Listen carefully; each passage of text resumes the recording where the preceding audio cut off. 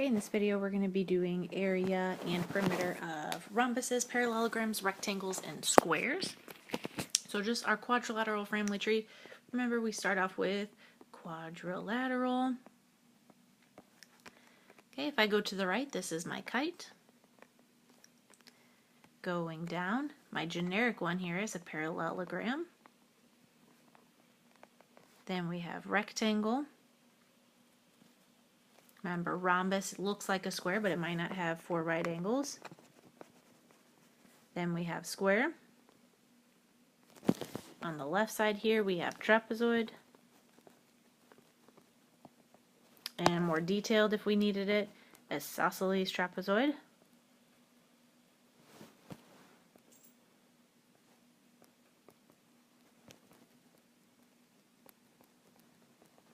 Okay, so we're going to be talking about a couple of these today. We're going to be doing the rhombus, rectangle, square, and parallelogram. So we're going to do this whole family right here today. Okay, so consecutive, remember, means it follows one after another. They generally share a common side.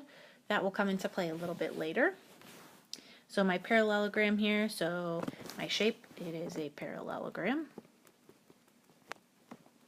Okay, so at first, after you fill out that family tree, we're doing the first thing on our table, and then we're going to skip to our notes to do a couple of the problems. But I want your whole table to be finished so that when you go to review, all you have to do is look at 2 pages instead of flipping through all your notes.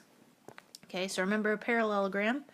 It's got my sets of parallel sides that look like this. Okay, finding the area of a parallelogram, it is base times height, and we always look for the right angle to give us our base and height every single time. Okay, so if I look at this, here's my right angle. The 2 lengths that make up that are my base and height. So 6 is my base. Then my height that connects it is that 2.5. So my area in this situation would be 13, and then area is always meters squared. The reason is because you're doing 6 meters times 2.5 meters. That 6 times 2.5 give me that 13. M times M gets me that M squared. Okay, so all of your area should be units squared.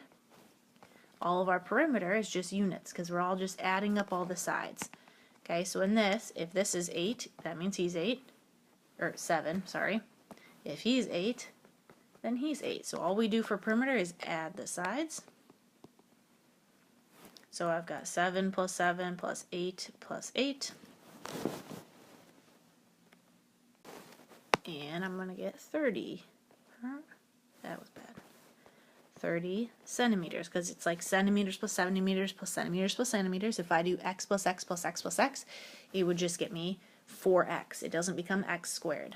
Okay, so going into our notes, we're going to do a couple examples here. So my first one, the first thing I need to make sure I convert it all to inches. So 1 foot actually represents 12 inches. And here's my right angle. That cues me off that those are my base and my height. What make up that right angle is my base and my height. I don't even care about the 10 in this one. So 12 times 8 gets me 96 inches squared. So always look for that right angle. Okay, my next one here, yours is going to look a little fatter on your paper. I accidentally had the wrong thing in here. Okay, so here's my right angle. I use the real value as my base, and then my height that connects it is that 5.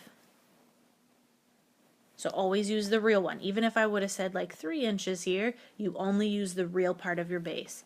So this is getting me 60 inches squared. Okay, my next one here. Here's my right angle. So I have 7 as my base and 4 is my height. I don't even care about the 5.5. So I would get 28 inches squared.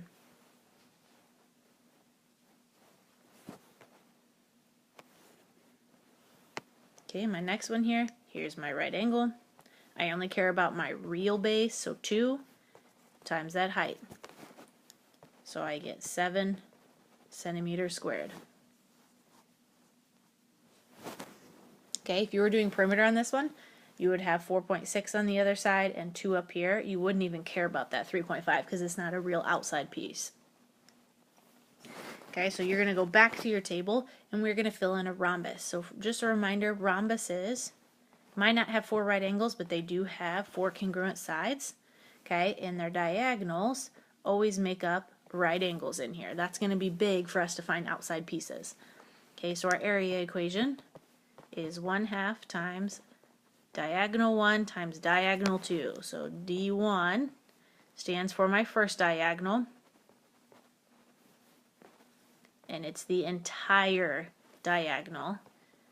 D2 stands for diagonal 2. Okay, the reason the 1/2 comes in is because we got a bunch of triangles. All right, so if this is 8, that means he's 8, 12 and 12. So you're doing the entire diagonal. So let's say I pick this one first. I have 8 plus 8 for the entire diagonal, which is 16. Now my other one here is this one, so diagonal 2. It is 12 plus 12, which gets me 24. Oops, equals 24. And then I fill it in. So 1/2 times 16 times 24.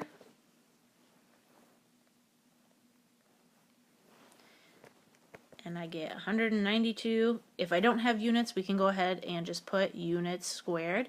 My generic, always write in some sort of units for these to get the practice of it so I don't take off points on the test. Okay, perimeter, we add the sides. But if we look at this example here, it's missing the side. But I said it creates 4 right angles in here. So what I could do is if I take this one triangle out here, I'm missing its outside piece, which is technically its C. I can use Pythagorean theorem for rhombuses and kites to find its outside piece. Okay, so you might have to use a squared plus b squared equals c squared to find its outside piece. So I'm going to go ahead and do that. Your c is going to be missing, so you're going to be taking the square root of 8 squared plus 12 squared, and then rounding it to the nearest tenth, so 1 decimal place. So I've got 14.4, and rhombuses all have the same. So 14.4, 14.4, 14.4, or I could just do for perimeter 14.4 times 4, because that is going to get me all of my outside pieces. So my total perimeter is 57.6 units.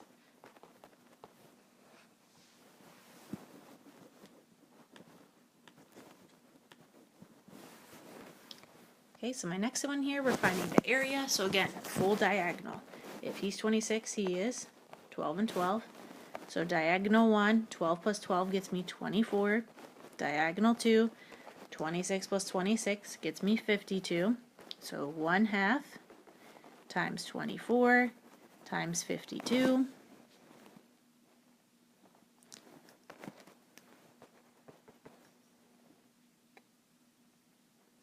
I get 624 units squared. Okay, my next one, 16, 16, 12, 12. So diagonal 1, if I do 12 plus 12, I get 24.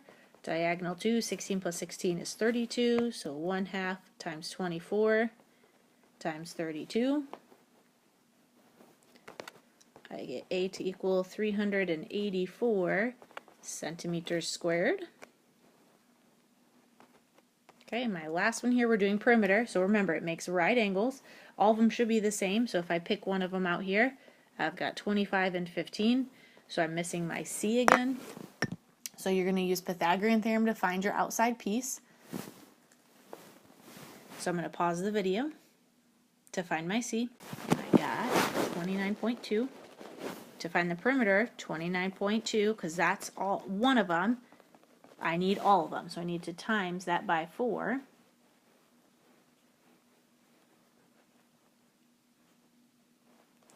And get my perimeter to be 116.8 feet.